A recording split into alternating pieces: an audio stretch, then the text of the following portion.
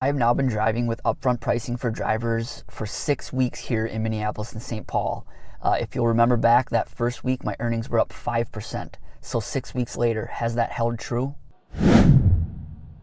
So again, overall, that first week went great. My experience was great. My earnings were up 5%. I loved having all of that information up front. Again, it was a bit overwhelming seeing all that information up front, especially that first week. But after 6 weeks now, I've seen hundreds of those upfront fare screens. So I'm starting to get the hang of it. It still can be a lot of information to process at times, but I prefer having more information than less. It gives me much more control over my driving. Now, when upfront fares first launched, I really didn't know how to process that information, how to accept rides based on anything other than the pickup distance.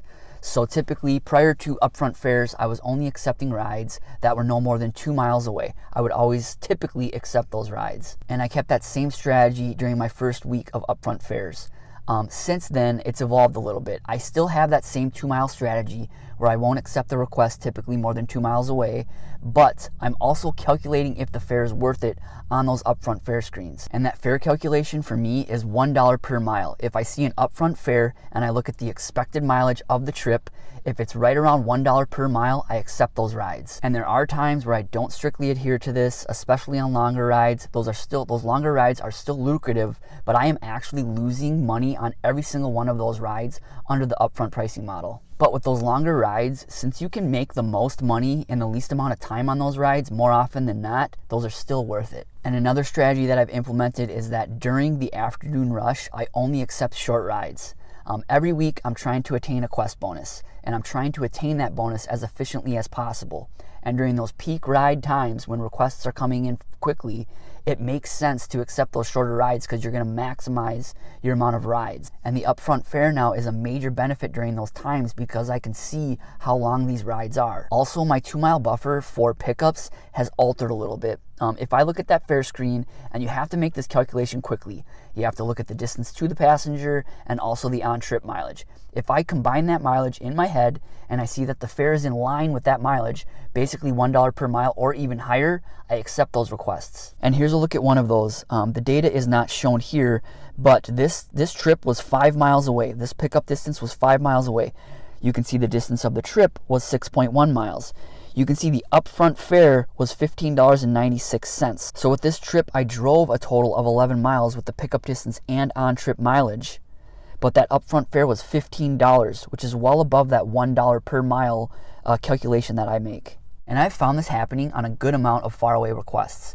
Uber is finally calculating that pickup distance into the fare amount. And if you want to incentivize drivers to accept these requests, this is exactly how you do it. All right, so those are how my strategies have evolved, but how do my earnings look? So this earnings data so far includes a total of over 300 rides, and 150 of these rides were completed before Uber applied their fuel surcharge, and 150 of these rides were completed with that surcharge in place. And the fuel surcharge applied to every one of my rides is 55 cents. And overall, my earnings are holding steady at a 5% increase over the previous time and distance model.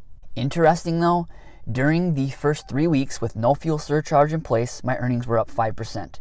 During the next 3 weeks with the fuel surcharge in place, my earnings have held steady at a 5% increase. And lastly, during my weeks without the fuel surcharge, I made more on almost every ride, 5.5 miles or less. And that has held true during the fuel surcharge weeks, but every single one of those rides automatically sees a 55-cent increase regardless of distance. And if you do want to see how I calculated my earnings, we will have a link to the spreadsheet in the description.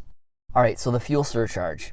Overall, it's been great. I've given 150 rides with the fuel surcharge in place, which is about $83. Now again, in my market of Minneapolis and St. Paul, Uber is paying 55 cents per ride for the fuel surcharge. Now, this may have been different under the old time and distance model. Maybe that fuel surcharge would have been lower, but under that old time and distance model, if the fuel surcharge was 55 cents per ride, it would be simple to calculate how much my earnings have increased. They would have increased about $83 because I gave 150 rides at 55 cents per ride. Instead, under the upfront model, my earnings are up $50 during those fuel surcharge weeks.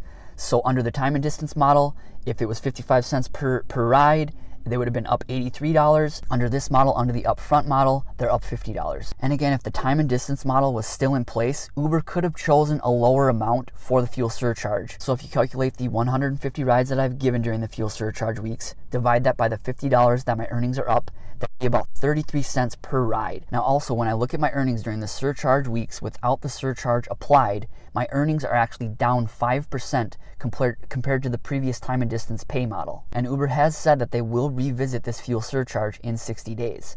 So hypothetically, in 60 days, when they remove that fuel surcharge, my earnings could be down 5% compared to the old pay model instantly. But since much of the surcharge gains are made on minimum fare rides and shorter rides, I hope this isn't the case. I hope that those minimum fare and shorter rides continue to be higher once the fuel surcharge is removed. And it also could be a psychological thing.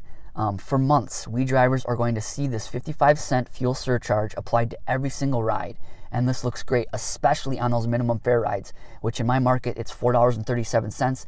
Every single one of those rides is now worth $4.92. And instantly, once the fuel surcharge is removed, those $4.92 rides will go back down to $4.37 rides. So the psychology of the driver typically looking at those rides and seeing that they should be worth 50 cents more, we might not accept a lot of those shorter rides because every single one of them is going to be worth 10% less than they had been. Or so I may think. It could be that Uber is grooming that upfront algorithm so that when the fuel surcharge is removed, those fares don't drop as much in how much they pay out. And Uber could have avoided this altogether by, on the upfront screen, they just show something like a message that says, you're going to make an additional 55 cents on this ride. But that may have been a little too complicated, and that's why Uber is including that 55-cent fuel surcharge in every single upfront fare. Now, if you look at my earnings data, it is obvious that during the fuel surcharge weeks, during the 3 fuel surcharge weeks, Uber has altered their upfront pricing algorithm. Again, during my first 3 weeks without the fuel surcharge, my earnings were up 5%.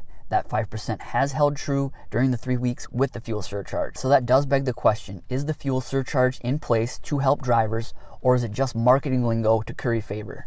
All right, so that's my first 6 weeks with upfront fares.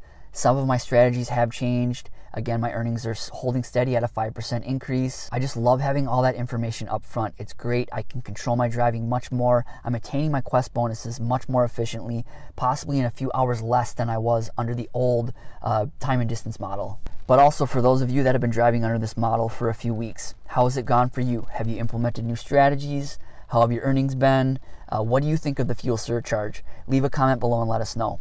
Thanks again for watching. Please like, comment, or subscribe, and drive safe. Thanks.